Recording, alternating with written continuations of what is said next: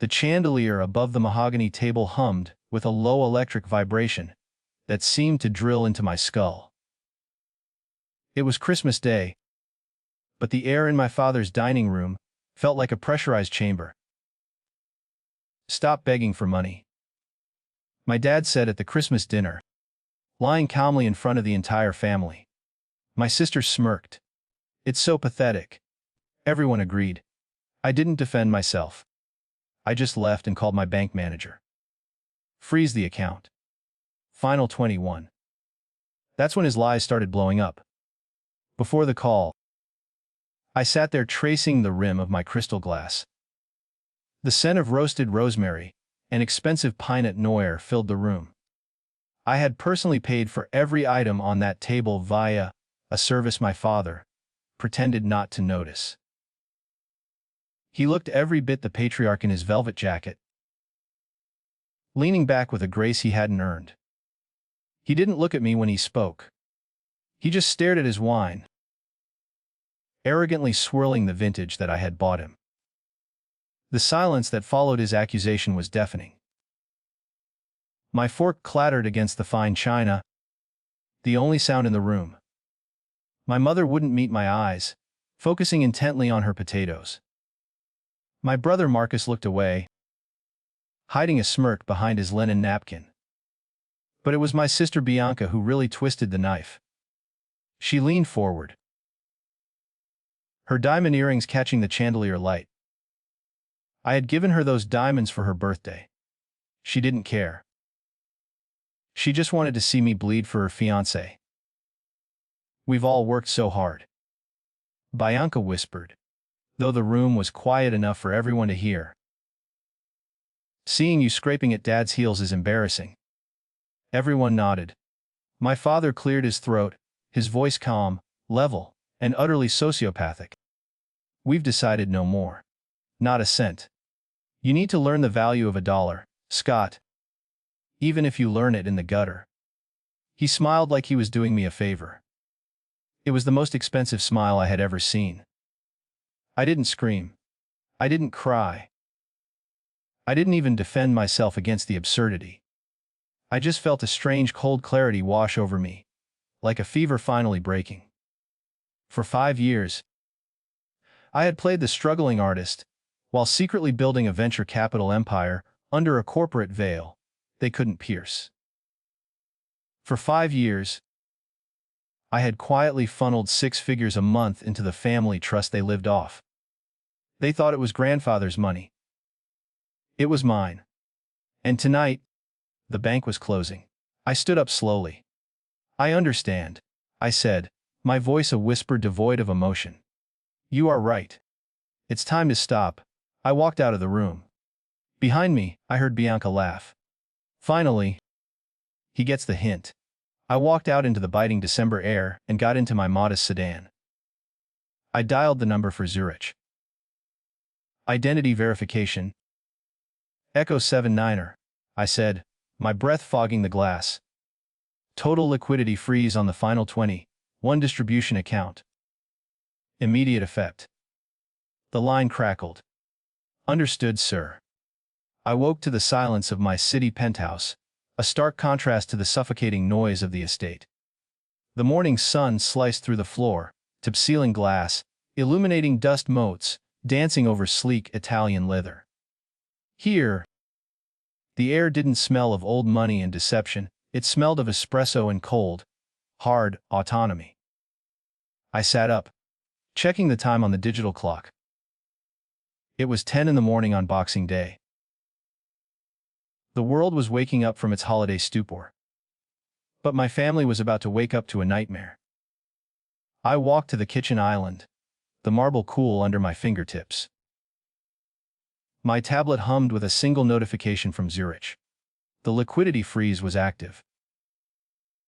The final 20. One protocol wasn't just a pause, it was a guillotine.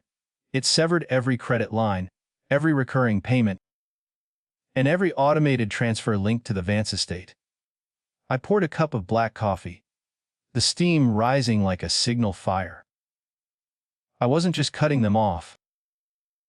I was repossessing the reality they thought they owned. The transfer of the deed was already processing. I sat on the balcony, watching the city traffic far below. My phone buzzed against the glass table. It began. The banking app synced with the secondary household cards, the ones I had foolishly let them keep for emergencies. A notification flashed in red. Transaction declined. Hermes, 5th Avenue. Bianca was out early, likely trying to soothe her ego with a new scarf or bag. Another buzz followed seconds later. Transaction declined. Uber Black. She was stranded. I took a sip of coffee, savoring the bitterness. The panic was starting. It wasn't just luxury goods. The infrastructure of their lives was crumbling in real time. A heavy vibration rattled the table. This time, it was an automated alert for the estate's utilities. The autopay for the massive heating system had bounced due to insufficient funds. In the dead of winter, that drafty mansion would turn into an icebox within hours. I imagined my father sitting in his study, unaware that the warmth seeping out of the radiators was the last he would feel for a long time. The house was rejecting them. My phone screen lit up with a photo I hated. It was Bianca, calling for the third time in 2 minutes. I watched her name flash, imagining her standing on the sidewalk in Manhattan, embarrassed and furious. She probably thought it was a glitch. She likely screamed at a cashier, waving the black card I paid for, demanding they try it again. I let it ring until it went to voicemail. I wasn't their tech support anymore. I wasn't their fixer. I was the ghost in the machine they had insulted. The final notification of the morning was the one I had been waiting for. It wasn't a decline. It was a repossession alert. The lease on my father's vintage Jaguar was held by a shell company under my control. With the funding cut, the retrieval order was automatic. I swiped the notification away and stood up to look at the skyline. They called me a beggar yesterday. Today, they would learn what begging actually looked like.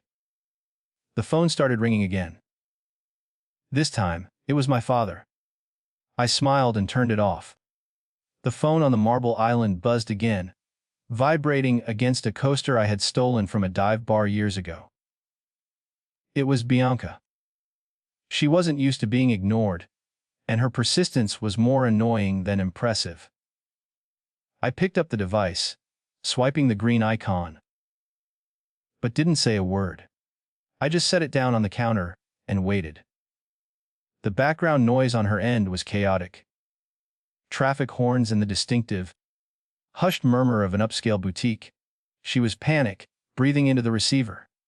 "Scott, pick up.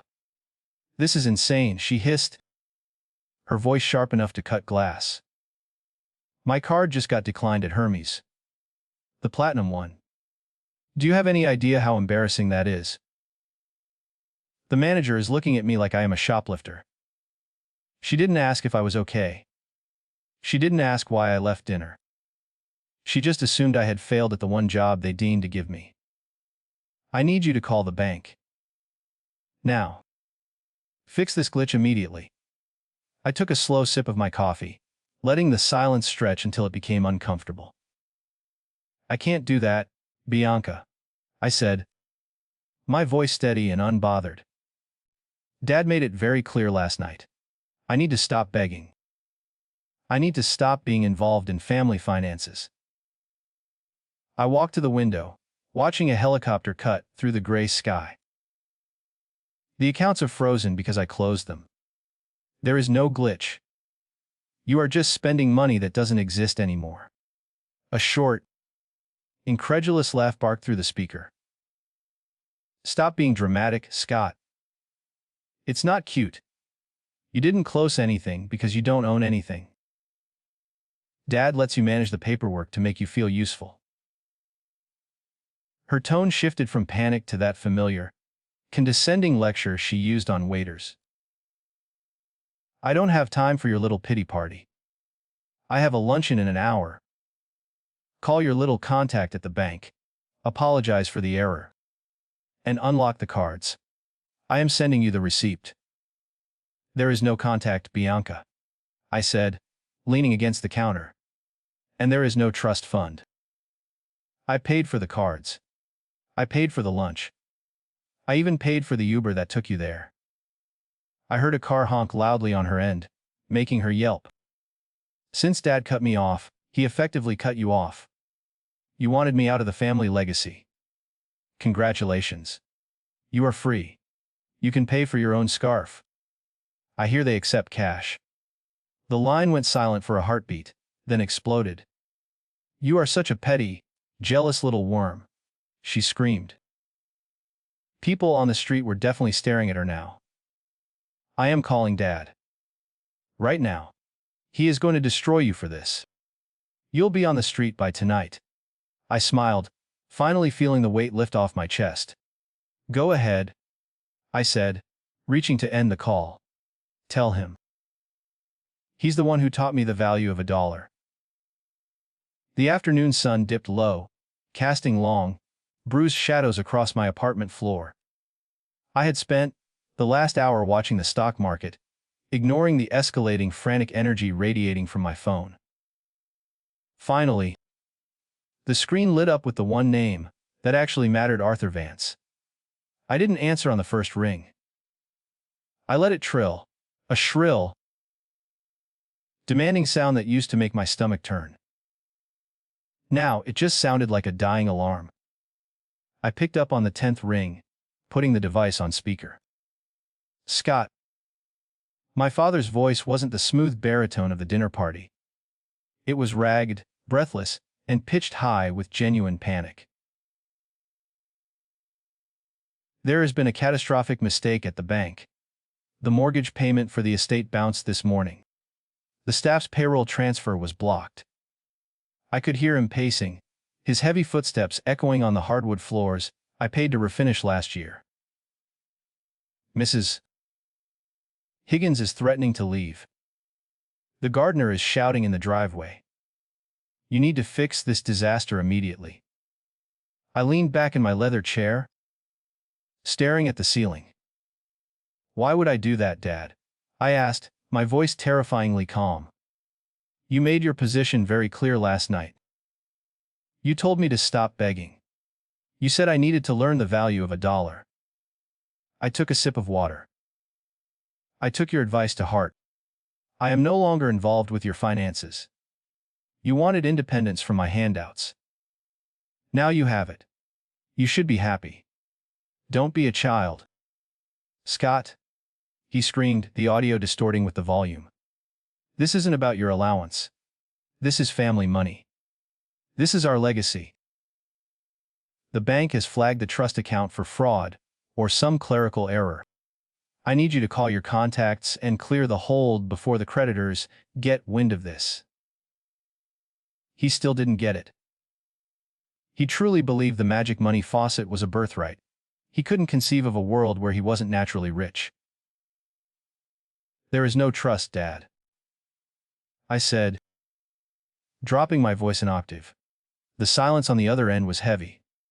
Grandfather died broke. He lost everything in '98. I built that account. I funded every vacation, every bottle of wine, and every lie you told yourself for 5 years. I paused to let the truth sink in. SV Ventures isn't a trust firm.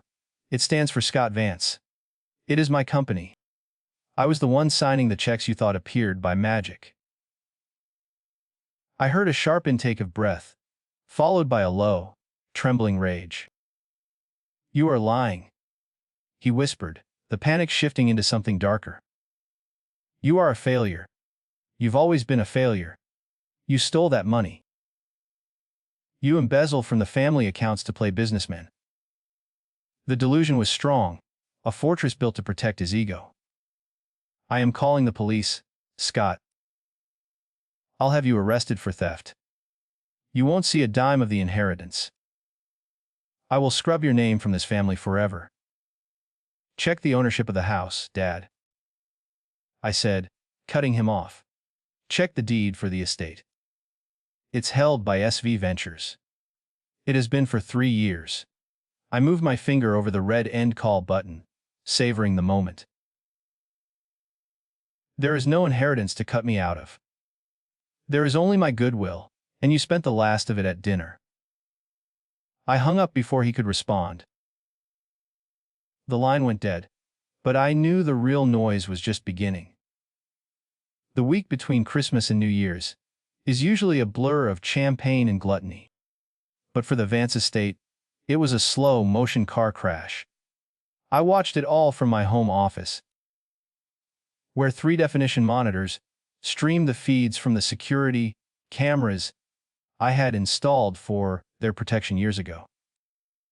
It was no longer a tool for safety, it was a window into their collapse. The first domino fell on Tuesday morning. A sleek flatbed truck rolled up the long gravel driveway, kicking up dust. It wasn't a delivery. The repo men didn't knock.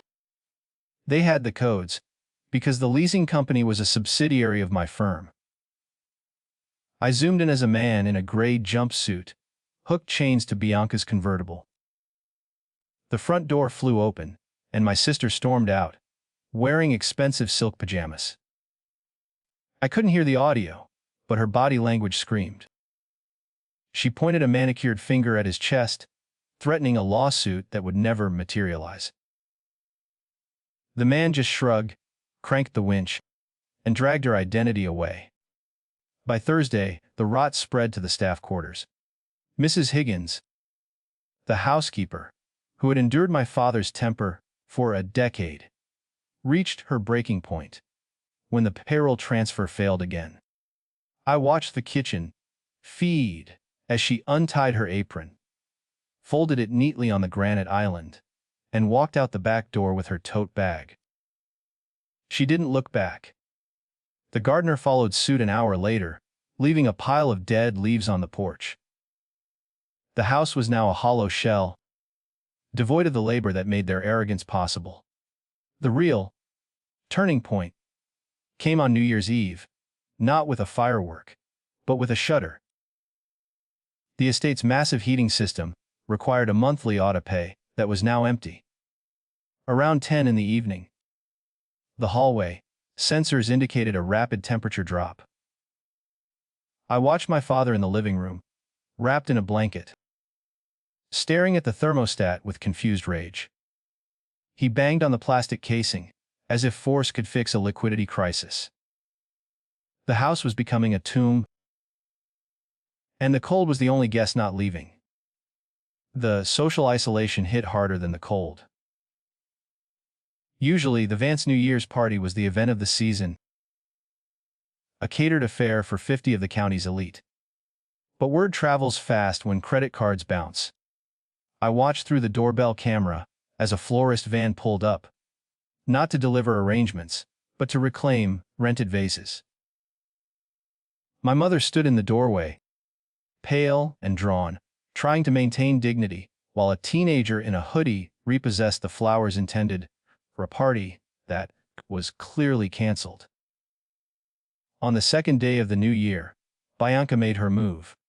I tracked her GPS as she drove her boyfriend's beat-up Honda into the city. She wasn't going to a job interview. She was heading to the Diamond District. She was trying to sell the jewelry I had given her, the only tangible assets she had left. But I had prepared for this. I sent a quick text to the broker she frequented. I didn't tell him to refuse her. I just told him the truth about the ownership papers. She returned hours later, empty-handed and furious. The broker had likely asked for certificates of authenticity held by the trust, documents she couldn't produce. She stormed into the living room, throwing her purse at the wall, screaming at a father who could no longer fix anything. The audio feed picked up the word fraud repeatedly. They were eating each other alive. The castle hadn't just been breached. It was being starved out from the inside. It was time for me to pay a visit. The siege was over. The eviction was next. I pulled up to the iron gates of the Vance estate 2 weeks after I had walked out. The landscaping, usually manicured to within an inch of its life, already looked wild and overgrown.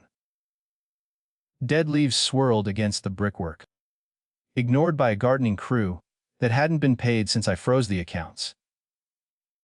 I punched in the new access code, one only I knew, and watched the heavy metal barriers swing open with a groan. It felt different driving up the winding path this time. I wasn't the Tarnagle son returning for scraps. I was the bank coming to foreclose on a bad investment. The front door was unlocked, a clear sign of their newfound apathy. Stepping inside, the first thing that hit me was the temperature. It was freezing, colder inside than out, the stone floors radiating a damp chill that seeped through the soles of my boots. The grand foyer, once smelling of fresh lilies and lemon polish, now smelled of stale, dust, and old takeout. The silence was heavy, lacking the hum of the heating system, or the distant clatter of Mrs. Higgins in the kitchen. The house was already a corpse. My family was just haunting it. I found them in the main living room, the only space that seemed to have any signs of life. They were huddled together on the custom Italian sofa, wrapped in mismatched blankets and expensive coats. A single, cheap space heater buzzed in the center of the room, its orange coil glowing like a dying ember against the dark mahogany. They looked smaller than I remembered. The arrogance that had puffed up their chests at Christmas had deflated, replaced by a shivering, raw desperation. They didn't even hear me enter until I cleared my throat, the sound startling them like a gunshot. Bianca was the first to look up. Her hair, usually a glossy curtain of perfection, was pulled back in a messy knot, and her face was blotchy without makeup. For a split second, I saw relief flood her eyes, followed quickly by the old defensive sneer. She stood up, pulling a wool blanket tight around her shoulders like a cape to hide her shaking hands. "Where have you been?" she snapped, though her voice lacked its usual venom. "The power is out. The staff left. You need to turn the money back on right now, Scott." My father remained seated, staring into the glow of the space heater. His velvet smoking jacket, the armor he wore to command respect, was stained with something dark on the lapel. He looked aged, his silver hair unkempt and thinning in the harsh, singular light of the heater. "You've made your point," he croaked, not bothering to look at me. "You wanted to humiliate us. You wanted to show us you could pull the strings. Congratulations." He finally turned his head, his eyes red-rimmed and hollow. "Now end this charade. It's cruel. We are your family." I walked over to the fireplace, which was cold and empty of wood. "Cruelty is a matter of perspective, Dad," I said, keeping my back to him. "You called me a beggar. You told me to learn the value of $1 in the gutter." I turned around to face them, unbuttoning my cashmere coat. "I am not here to humiliate you. I am here to inspect my property. The lease on this estate was terminated for non-payment 7 days ago. Technically, you are all trespassing on corporate land. I could call the sheriff to escort you out right now." My mother spoke for the first time, her voice trembling. "Scott, please. We didn't know." She reached out a hand, her fingers shaking. "We didn't know it was your money. Arthur told us it was the trust. We thought you were just acting out." It was a weak lie, a desperate attempt to rewrite history to save their comfort. "We can't live like this. Look at your father. He's sick. He needs heat. He needs his medicine." She was using his frailty as a weapon, just like he had used her silence for decades. I looked at Bianca, who was chewing her lip waiting for me to crack. "You were so quick to call me pathetic 2 weeks ago." I said, locking eyes with her. You enjoyed it. You needed me to be beneath you so you could feel high. How does the floor feel now, Bianca? She flinched and looked away, unable to hold my gaze. I didn't destroy this family. I just stopped pretending to be the glue holding your delusions together. You built this reality. I just turned on the lights and let you see the mess. Arthur struggled to his feet, his pride flickering one last time. I am your father, he bellowed, though it sounded more like a plea than a command. You owe me respect. You owe me this house? I didn't flinch. I reached into my briefcase and pulled out a thick manila envelope. I owe you nothing but the truth, I said, tossing the package onto the coffee table. It landed with a heavy thud next to the space heater. You wanted me to stop begging, I said, looking down at him. Now it's my turn to watch. The envelope sat on the mahogany table like a loaded weapon. My mother reached for it first, her hands trembling with a desperate hope. She likely expected a check, a reinstatement of the credit lines, or a signed apology. Instead, she pulled out a single, stiff document with a red legal stamp. Notice to vacate, she whispered, the words strangling in her throat. The silence in the room fractured. They weren't being rescued from the cold, they were being kicked out into it. The hope in her eyes died instantly. You have 72 hours, I said, my voice cutting through their collective shock. A moving crew arrives on Friday morning at 8 sharp. They will pack personal items only. I pointed to the fine art on the walls and the antique vases. Everything else, furniture, decor, electronics, is the property of the holding company it stays. Bianca gasped, clutching her coat tighter. You can't do that. That's our stuff. I shook my head slowly. No, Bianca. It was never yours. You just borrowed it for a very long time. I stepped closer to the heater, absorbing the meager warmth. I have secured a transitional housing unit for you in the city. It's a 2-bedroom apartment in Queens. I watched the realization hit them. 4 adults, 2 bedrooms, 1 bathroom. The rent is paid for exactly 12 months. Consider it a severance package. My father made a choking sound, his face turning a dangerous shade of purple. Queens. You expect Arthur Vance to live in a tenement. I shrugged. It's warm, it's dry, and it's free. It's more than you offered me. I turned my attention to my siblings, who looked like frightened children. This arrangement comes with conditions. The allowance is 0. Marcus, you will need to find employment within 30 days, to pay for your own food. He looked down at his soft, uncalloused hands. And, Bianca, I added, softening my tone with false sympathy. I suggest you visit the pawn shop with those earrings. They should cover your first few months of utilities. The reality of labor was finally crashing down on them. They were no longer socialites. They were unemployed. Arthur slammed his hand on the table, knocking the envelope to the floor. I will not go! He roared, standing up on shaky legs. I have rights. Squatters' rights! This is my home, damn it. I raised you here.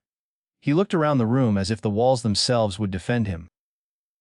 I will sue you, Scott. I will drag you through every court in this state, until you are destitute. It was a pathetic bluff. He didn't have the money for a cab, let alone a retainer for a lawyer. You can try Dad, I said, pulling a second document from my coat pocket. But you'll be suing a ghost. I no longer own this house.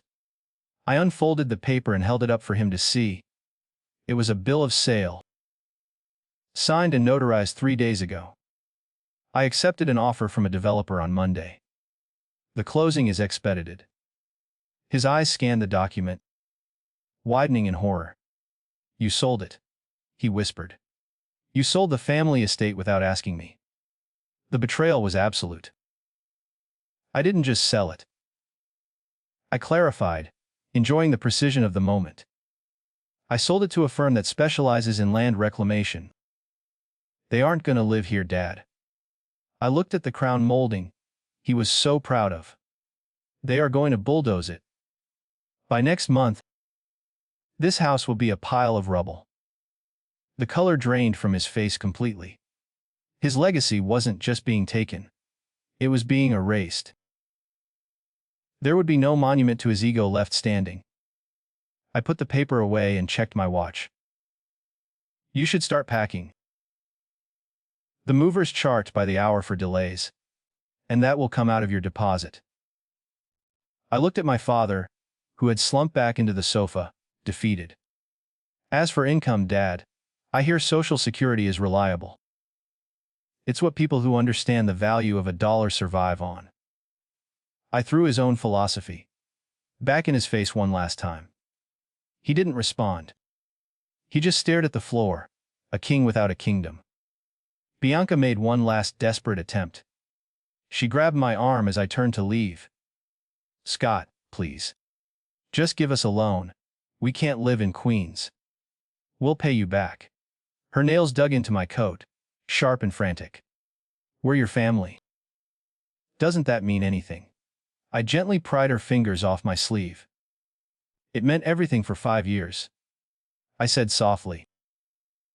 I gave you 20. One chances to treat me like a human being instead of a resource. Christmas dinner was the 21st. The account is closed. I walked to the heavy oak door, the sound of my footsteps echoing in the freezing hall. I didn't look back at the huddle of blankets and misery in the living room. I didn't feel the guilt they wanted me to feel. I felt lighter, unburdened by the crushing weight of their expectations.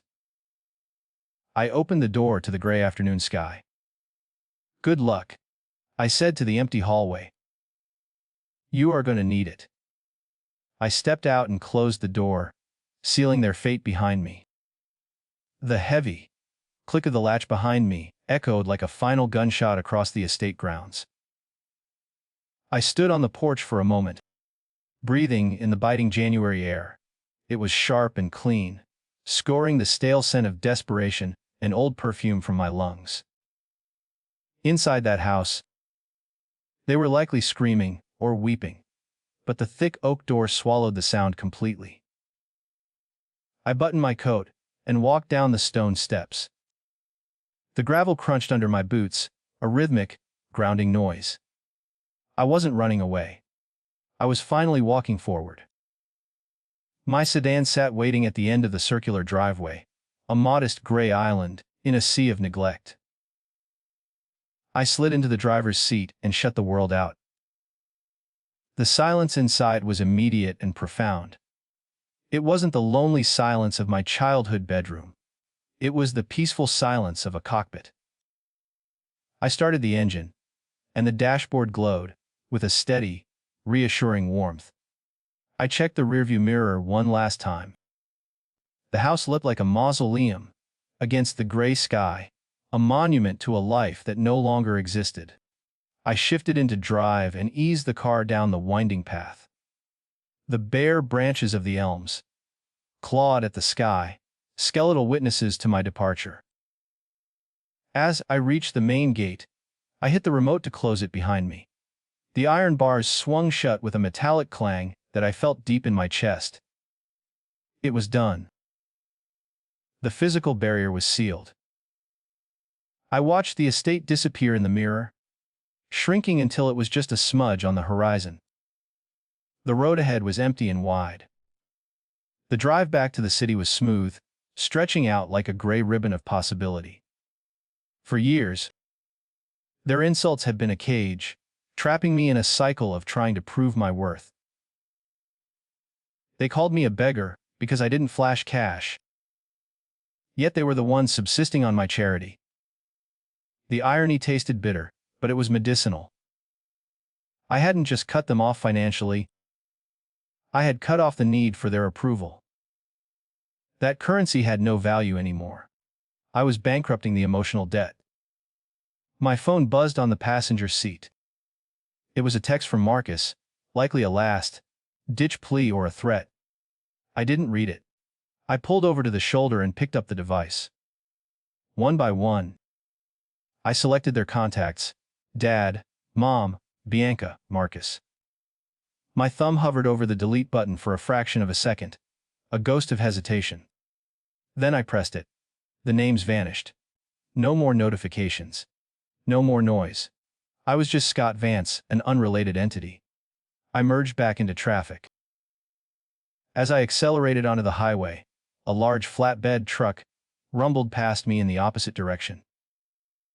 On its bed sat my father's prized vintage Jaguar, stripped of its cover, exposed to the elements.